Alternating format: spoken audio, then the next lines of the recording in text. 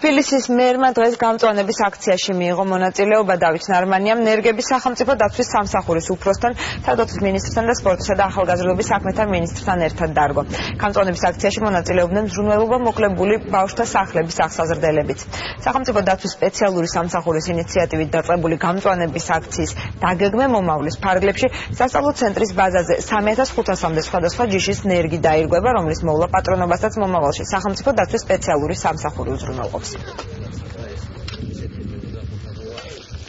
რამდენიმე უწყებამ ერთობლივად დავგეგმეთ დღეს გამწვანების აქცია, იმისათვის რომ ერთობლივი ძალისხმევით შევასრულოთ ის ჩვენი აუცილებელი პროგრამა, რომელიც ჩვენმა გუნდმა დაისახამიზნად და გულისხმობს დედაქალაქში ეკოლოგიური მდგომარეობის გაუმჯობესებას. მნიშვნელოვანია ის, რომ ადამიანების ჩართულობა არის მაღალი. აქციის ფარგლებში ჩვენ დავასუფთავებთ მივალაგეთ ჩვენი და მიმდებარე მუნიციპალიტეტის ტერიტორია.